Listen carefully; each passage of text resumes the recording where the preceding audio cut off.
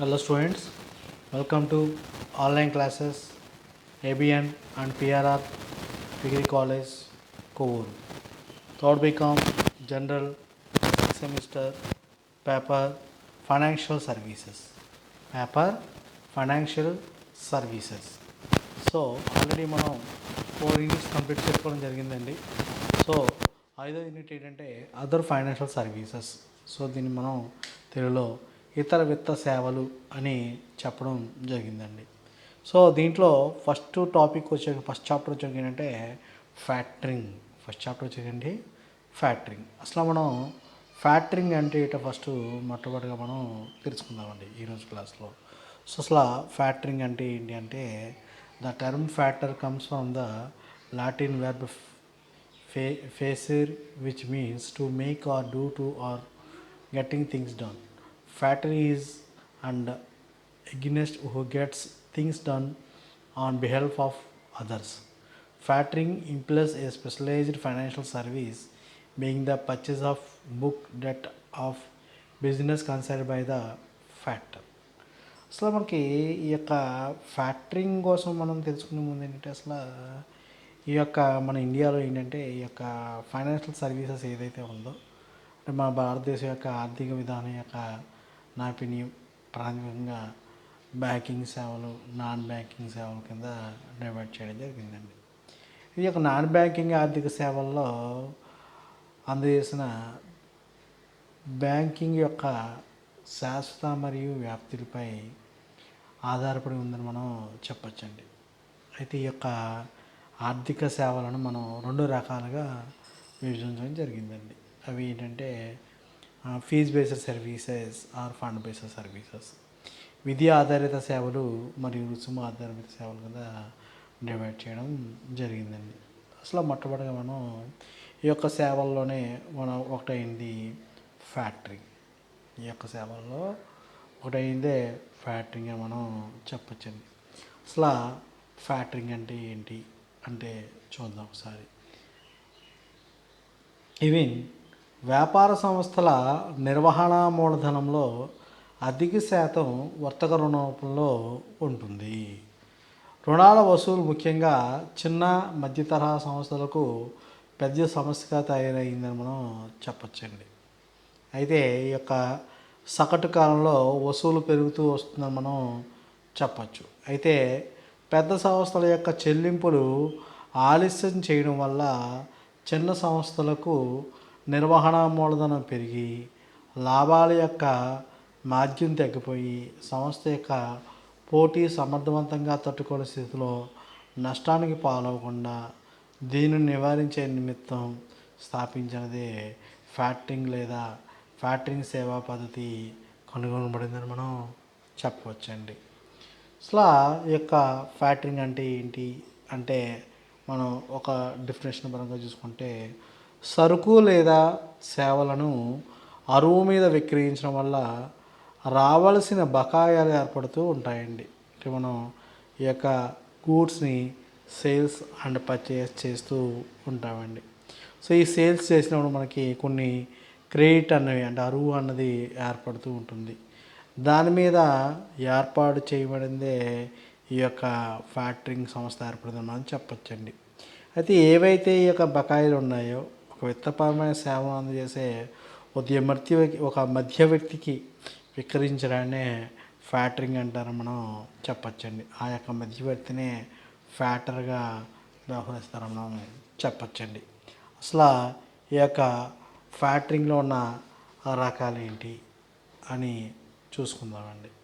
So దీంట్లో మొట్టమొదటి రంగం వచ్చేప్పటికి even provision of finance. So రుణాల వసూళ్ళు కొనుగోళ్ళు.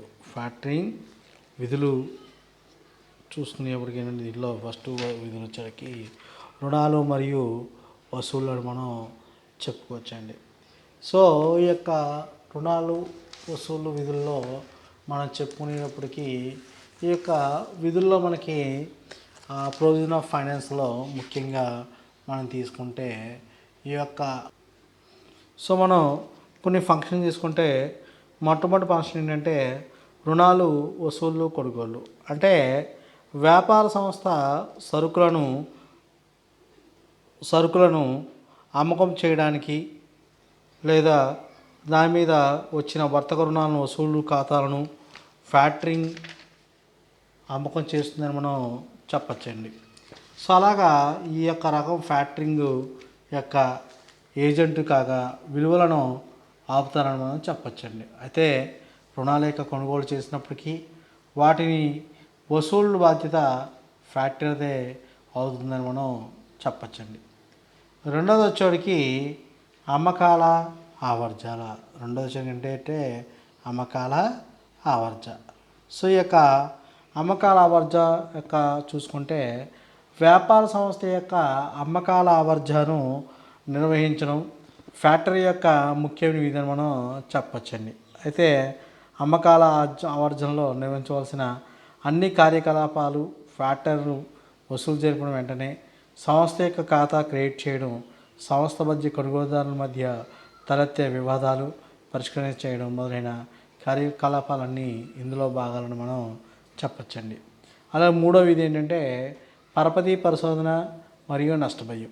పరపతి పరిశోధన నష్టభయం అంటే ఇక్కడ సంస్థ కొనుగోలుదారు యొక్క ఆర్థిక స్థితికి ఫ్యాక్టరీ నియతకాలికంగా పరిశీలిస్తూ ఉండాలండి.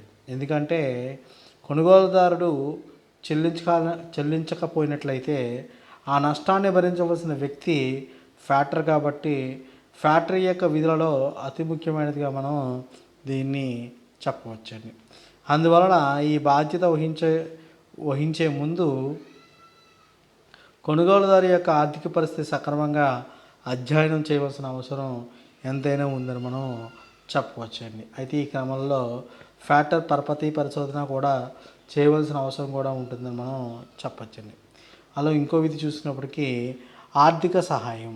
ఇంకొక విధి చూసినటువంటి ఆర్థిక సహాయం అంటే ఇక్కడ అంతకు మునిపే గమనించినట్లయితే ఒప్పందం చేసుకున్న వెంటనే ఫ్యాక్టరీ సంస్థకు సరుకిన అమ్మకాల విలువలో 80% మోతాదు నగదు చెల్లిస్తారని మనం చెప్పచ్చండి. దీని ఆధారంగా సంస్థ తన వ్యాపార కార్యకలాపాలను ఎటువంటి ఆటుపోట్లు లేకుండా కొనసాగించవచ్చని మనం చెప్పచ్చండి.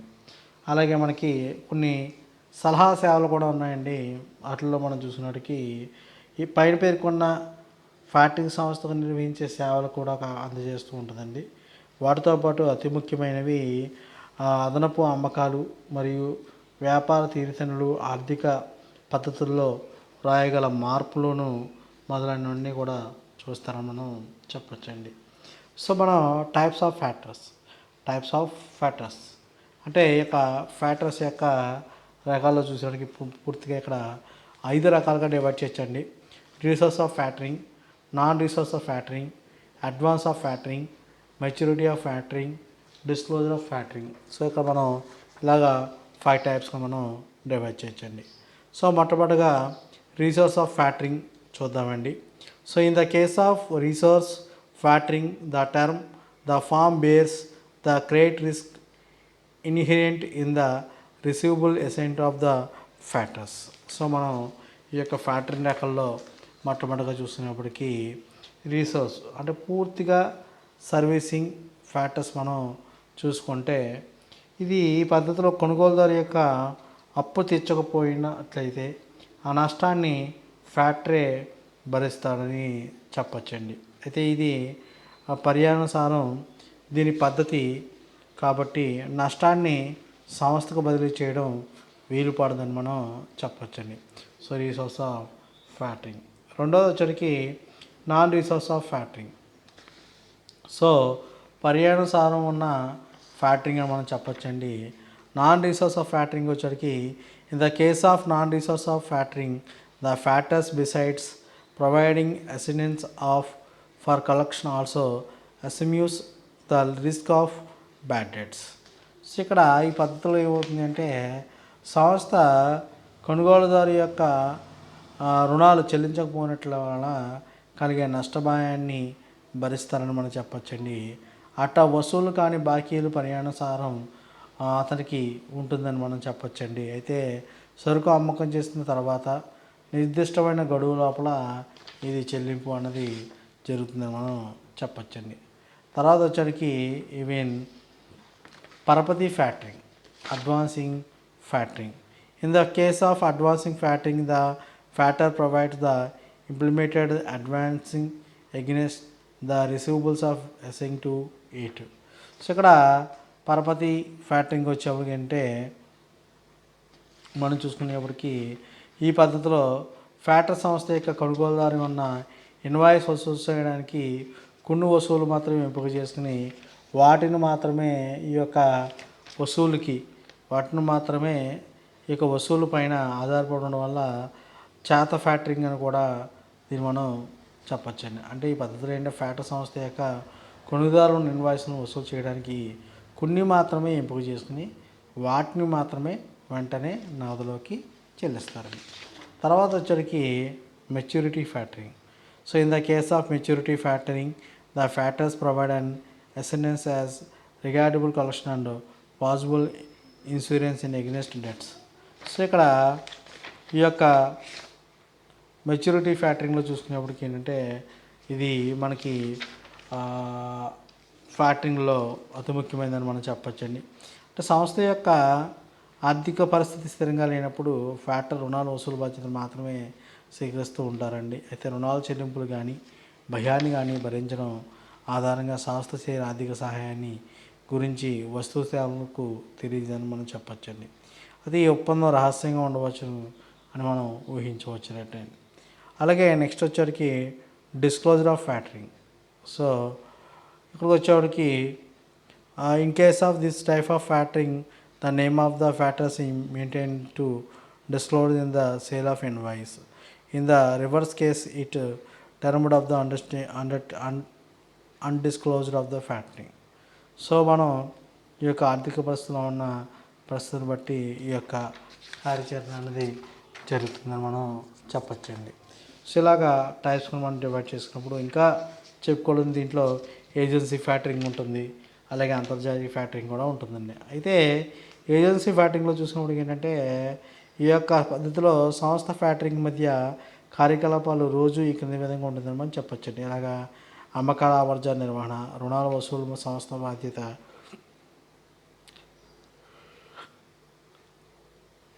అలాగే ఆర్థిక సహాయం చేయడం, నష్టపోయే బాధ్యత ఫ్యాక్టరీనే ఊహించడం అనేది ఉంటాయండి.